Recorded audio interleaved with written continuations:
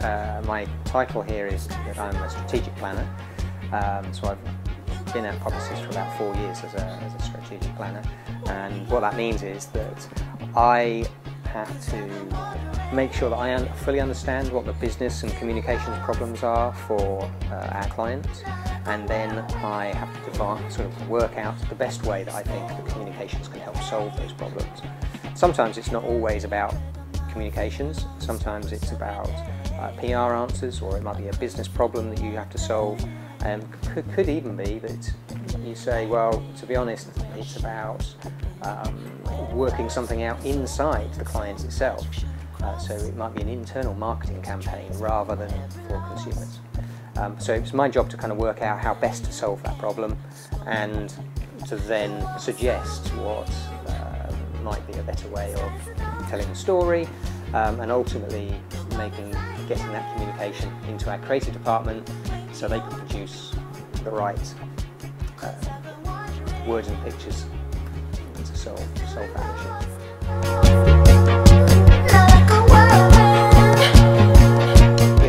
Yes, yeah. So I've worked at probably about 4 or 5 different agencies, and I think Publicis is probably the biggest agency I've worked at.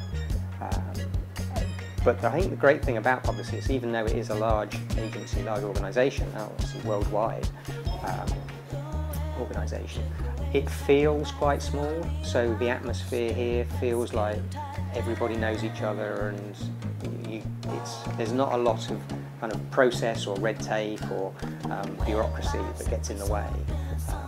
I think there are some agencies out there that it's all about the organisation, it's less about the people. And I think Publicis is all about kind of relationships and making it easy to work together. So it's making sure that we understand what each other's jobs are, and it feels like quite a small place, but has big clients.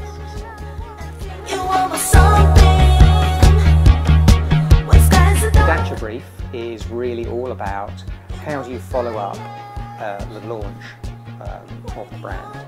So the brand's arrived in the UK for the first time in January of this year. Very successful so far. It's managed to sell about 7,000 or so vehicles, but because it's so new, when the TV stops, then people's interest in the brand stops, and we really need something that keeps that interest going and keeps the Dacia brand in people's minds for the rest of the year. So what we're looking for is a campaign that will get Dacia recognised, keep Dacia in people's minds, and ultimately translate into sales, which there's around about another 13,000 sales to go.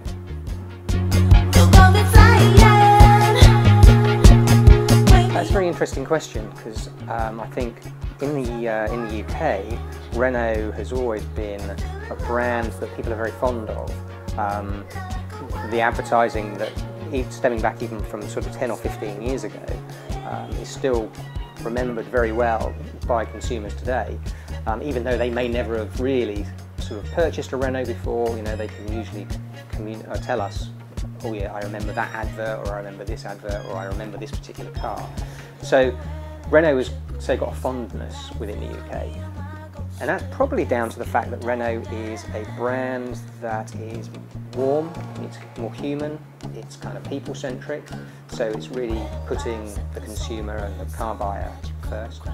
And unlike German brands that tend to be very kind of cold and really focused on technology and engineering, Renault is much more about real life and tells a story about how its cars fit into your world, not necessarily how you're going to fit into the German automotive world.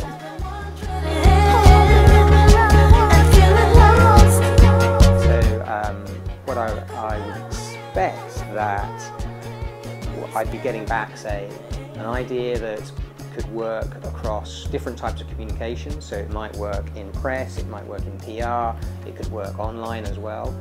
And I think that the idea should be something that captures the imagination, really gets people talking, gets people sort of saying, oh, have you seen that, something from Dacia, have you seen this from Dacia? And people, if you haven't, you go, oh no, what's that all about then? At which point it starts a conversation, and hopefully means the consumers then start telling each other about Dacia, and you have to rely less on advertising.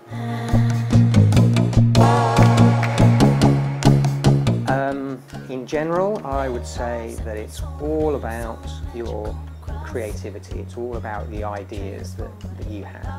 I would say the first rule is try and think of something different. If you can't think of a different idea, then try and come at the same idea from a different angle, maybe. And if you can come up with something that's new, then that's always going to be the best solution. Sometimes new just isn't possible, so you've got to come up with a different way of saying something that other people have already said.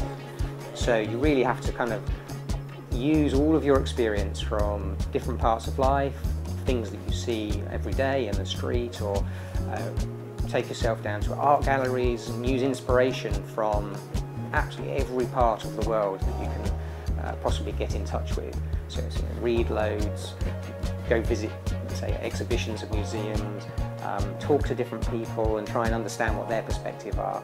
And I think that then allows you to really look at things in a very different way and to exercise your creative juices.